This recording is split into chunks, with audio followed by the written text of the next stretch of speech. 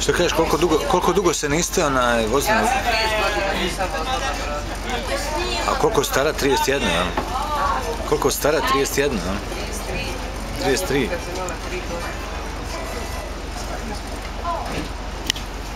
Sergej, kako ste čini ovo?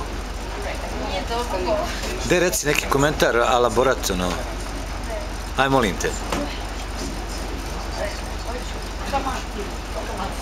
Ajde, reci nešto. Kako bi on reagovao sada? Ajde. Nemoj, molim te.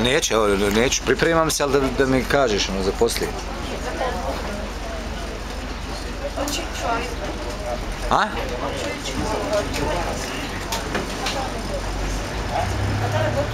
Dobivamo ubrzanje.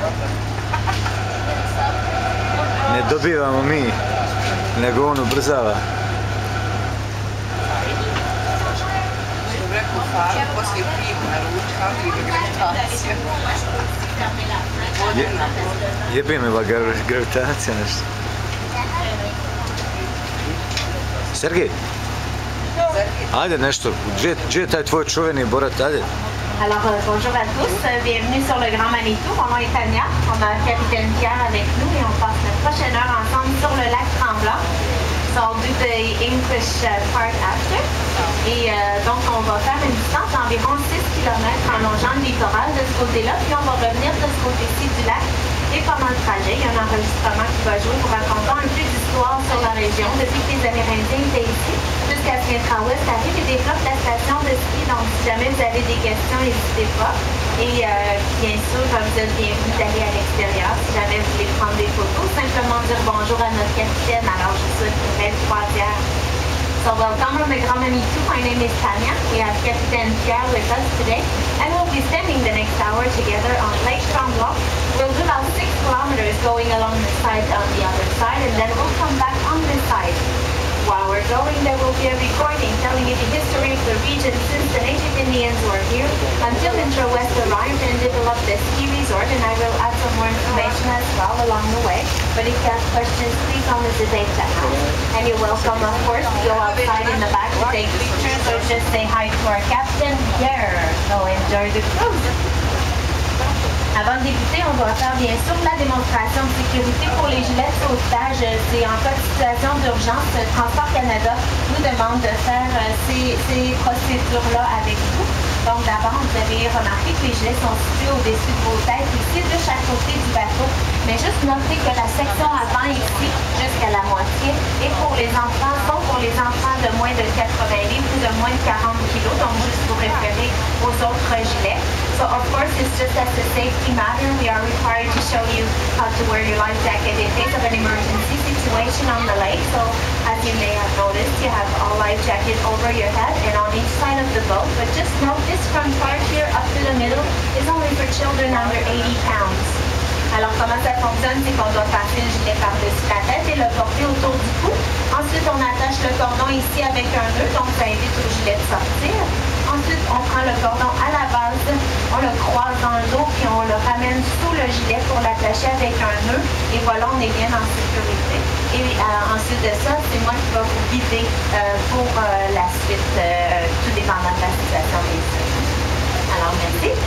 So after you have put your life jacket around your neck, you have to tie that strap here with the knot so that will avoid life jacket to come out. Then you take that long strap at the bottom, you cross it in your back, and it's important to attach it with the knot underneath the life jacket in the front. And now you're safe. And after that, I will be guiding you from there, depending on the situation. So thank you.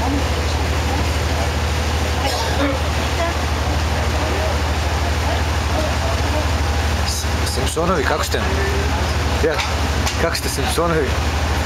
Alors, pendant le trajet, on va voir de jolies maisons situées autour du lac. Ici, on nous demande souvent d'ailleurs s'il y a des personnalités publiques qui habitent sur le lac Tremblant.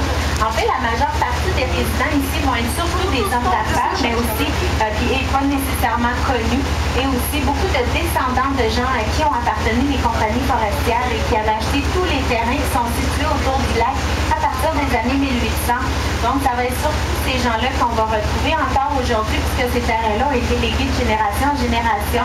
Mais la maison ici à la droite du bateau qui appartient à M. Laurence Stroll, c'était le partenaire d'affaires Tommy Hilfiger. Alors, c'est lui qui a développé tout le marché du nord de l'Amérique pour la compagnie.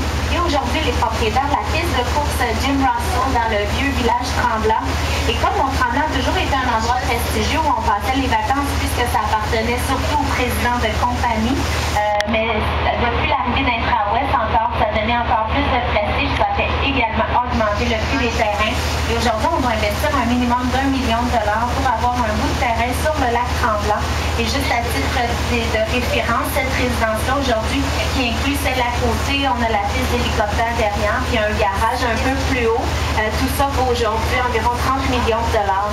Et c'est surtout le prix du terrain qui fait la différence, mais aussi le fait que ça a pris 5 ans à construire, ça compte aussi dans l'équation.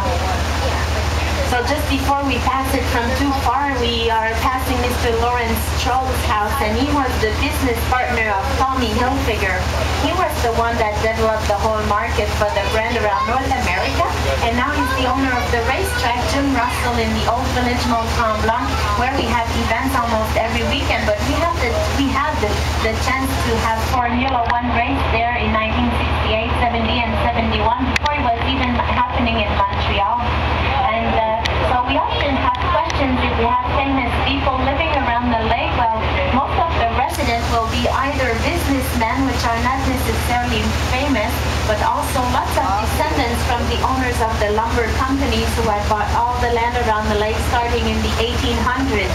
And because it was owned by presidents of companies, it was always a prestigious place to come for vacation.